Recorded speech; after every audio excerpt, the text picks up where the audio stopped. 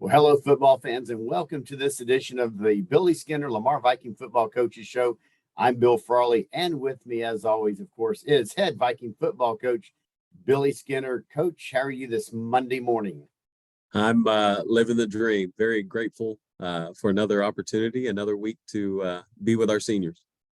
Hey, well, I'm glad to hear that. And why don't we just kind of jump right in, because you and I've talked a little bit outside of this deal that this coming Thursday night at the Warrior Gopher Bowl or Gopher Warrior Bowl, whichever it is the varsity game at 7:00. And this is a big time. We've had senior night, but this is a big time to celebrate the seniors, because for some of them, it'll be their final game. Some of them might be going on to the next level and stuff. But Coach, I'm just going to hand it off. What would you like to say about that? Yeah, no, I told the staff yesterday in our meeting that we want to make sure this week is about those kids. This week is about the seniors. I think knowing when your football life is over, that's kind of a scary feeling, and it's one of those deals that you want to be very sympathetic towards. And so I know I've got some kids that will have opportunities to go play at the next level, but I also know that I have a bunch of kids that they know this is it. This is their last opportunity, their last week of preparation, their last time with their brothers in the locker room, their last time getting to put on that Viking uniform and run out to our band playing our fight song. And so I'm excited, and I want to relish every moment that we have this week and just enjoy those guys, because this group of seniors, man, they're fighters. They do everything that we've asked them to do. They've led how we've asked them to lead. And so I just want to make sure that our team knows, our fans know, our administration knows, anybody that is a part of Viking Nation knows that we love those guys, and we want to make this week special for them. Well, excellent. And so with that being said, there has been the injury bug at times over the season, and which in some cases would require you and the coaches to bring up some of the younger guys maybe earlier than they would have been prepared to step up. Of course, you do have some sophomores playing on varsity already, and right. and they're stepping up, but that's got to make it a little bit challenging for you and the staff. No doubt. It's definitely a challenge, but at the same time, when you look forward to the future, when you go through it right now, it's hard, because you want to win every single game for your seniors, and you want to win every single game for everybody in your program.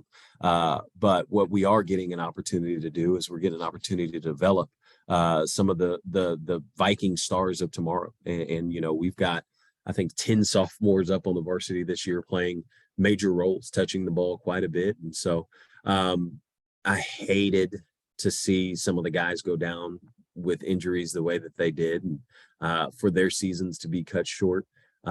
It's just, I don't care about how difficult it is for us as coaches. I hate it for those kids that worked their entire life for their senior year, their entire life for this senior season, and for it to get cut short. That's what hurts. I mean, we're coaches. We know we've got to be creative with things, and we're going to get to line up and do it again next year. For some of these kids, this is it. And so there's kind of that bittersweet, I hate it for those kids. I'm excited for our young kids to get the opportunity and get the experience that you can never take back. So it's just that balancing act more than anything else for us. And Coach, some I think that goes along with, by the way, that's very well said. And I think one of the things that goes along with that is you make a big point. We've discussed this on most, if not all, the coaches shows this season.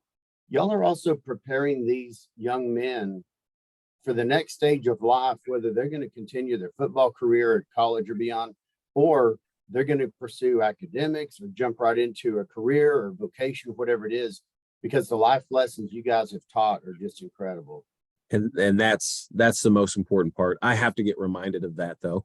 I'm a competitor as well, and a lot of the times we talk about winning the day, and we talk about those life lessons, but it hurts to lose, and it hurts to see our kids hurt, and so I do have to remind myself often that, hey, this is part of growing up. This is part of when I'm an adult, and I try to tie it together for our kids that, hey, things are going to go bad when you get married.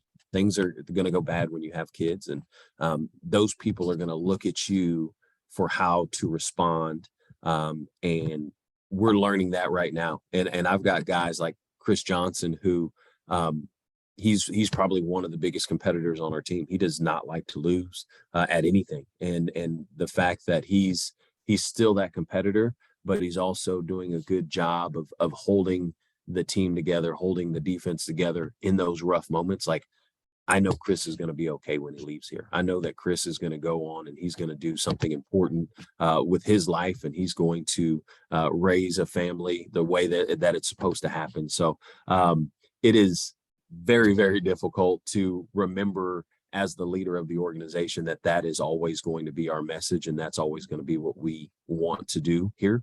But it's something that's absolutely necessary. Well, and he and others like him are going to be able to handle, whether it's a job, or I think back to one time my son Charlie at 11 years old got off the subway by himself from the rest of the family in New York City, and the doors closed and he's waving goodbye. And I'm just telling him, you stay here, I'll come back. But it's the thing is, and he was okay, and he was right. He found someone uniform. But the deal is, I raised those guys not to panic.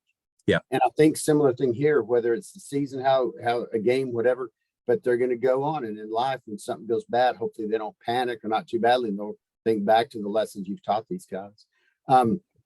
Hey, let's go back for just a moment, if it's okay, because thinking about the future of the program, we've talked about the sophomores, 10 of them on the varsity. We've talked about freshmen stepping up, coming in at times. Can we go all the way back for a moment to the Shaq Nichols game? Oh boy. I was hoping to be able to get a chance to announce that game for you guys, but I was out of town and couldn't do it. They found a father to do it. I'm sure he did a great job. But I mean, there's another element of the future of the Viking program. Oh my goodness. First, I want to just say how electric that atmosphere was. The fans showed up. I think I talked to Miss Claiborne over at Nichols, and I think she was saying something like about 1,000 people were there. Wow. Which, when you're thinking about a junior high football game, that's a massive deal. That's a really big deal.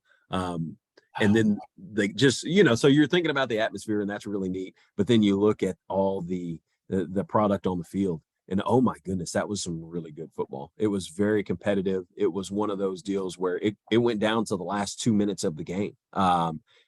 I am ecstatic about all of those kids that we've got there, and future Vikings. I think that there's some big time football players on their way. And I'm excited to coach them. I'm excited to be a part of their journey. I'm excited to grow them, most importantly. Now that'll be awesome to look forward to.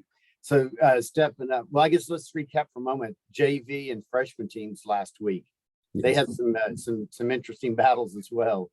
They did. So the freshman gold team got another win. They ended up winning 14-0. So they got a shutout, which is that's hard to do. Any level, it is hard to shut people out. And so that was a big deal for them. The freshman Navy team played a very, very good Bowie freshman team, and ended up tying it 20-20. Had to go down and make a late touchdown, had to have a late stop.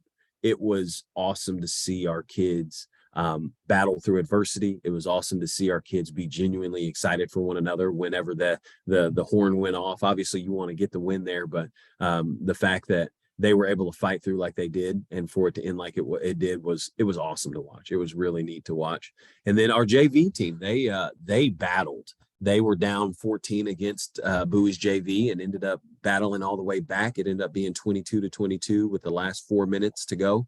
And then Bowie pulled away just a little bit late. But again, you've got a team that has not won a game in that JV group. And the fact that they still show up and fight their tails off until the very end of the game, like that's something that means the world to me as their coach. And that means the world to all of our coaches on staff. And I'm sure it means a lot to their parents that their kids are, and it's a testament to their parents that their kids are willing to continue to fight and be the best version of themselves. So very proud of those sub-varsity groups, and I'm really looking forward to the future of Lamar football. Well, there's no quitters among any of them at any level. We've seen that. I mean, and there's been guys, excuse me, have to get off the field, maybe sometimes a little bit of help because of the injuries. But I've seen those guys from the booth or the stands, like you can tell, Coach, I want to get back in. Yep. You ever Yep. have some of that? Oh yeah, no doubt about it. And that's awesome. That's the cool part about this place is that kids, they want to continue to fight and show you that they want to continue and fight. So it's really neat. All right. Well, this week we've got a little bit of a different schedule. Varsity 7 o'clock at the Gopher Warrior Bowl in Grand Prairie, just off I-30. Yes. And then Wednesday will be the sub-varsity. So I assume we host the freshman games. No, we host. I'm the sorry, JV we host game. JV. My bad. That's right. See? That's right. That's why I shouldn't assume. That's okay. No, that's all right. Yep. Okay. So we host the JV game here at 5:30 on Wednesday. Yeah. And then the Gold team will play at South Grand Prairie High School. So the freshman Gold will play at 5:30, and then the freshman Navy, they'll play at 7 o'clock at South Grand Prairie High School. Yeah. That's right. Yeah. All right. Thanks for those clarifications to make sure. You bet. But all right. So we need a lot of Viking fans, even though it's an away game. It's only 15 minutes. In fact, it's closer than some of the parts of Arlington to get to. That's right. That's right. We should come out and support these guys at all levels. Yes. Well, Coach, let's shift over. Still looking for those Powerades, Gatorades, Costco aids, all that stuff. No, absolutely. We've got 1 week left, and any donations of that would be greatly appreciated. These kids, man, they love the Gatorade. Good deal. Well, they should keeps them hydrated. Oh yeah. Oh, I know, Coach. Some people were asking me in the booth, and it's a couple of fans. Do you happen to know why the game is on Thursday this week instead of Friday? So generally in AISD, that's one of the things that we try to do for all the programs. And that way you give the teams going to the playoffs an opportunity to get a day jump on their playoff opponent, whether that be going and scouting on Friday, whether that's your game planning, anything like that. So it's really, really beneficial to have that last game on Thursday just for going forward in the playoffs. Well, appreciate that insight. Whoever was asking, I hope they're watching. So they'll get the answer. Multiple people asked me about that, and I said I'll ask Coach Skinner on the show. So, all right. Well, anything else you want to say today before we close off? So tomorrow, Tuesday, the 1st, November 1st, we have I know, oh my goodness, this year's flying by. We've got our playoff game, volleyball game against Highland Park. That's going to be at DeSoto at 7 p.m. I think last week I said it was going to be at 6 p.m. I misspoke. So we know for sure that it's going to be 7 p.m. at DeSoto. Our volleyball team is going to take on Highland Park, and so we want to fill the stands with bikes and support our girls and show them love and congratulate them for making it to the tournament. Heck yeah, that's going to be awesome. Good deal. Anything else? Any other news, shout outs, whatever?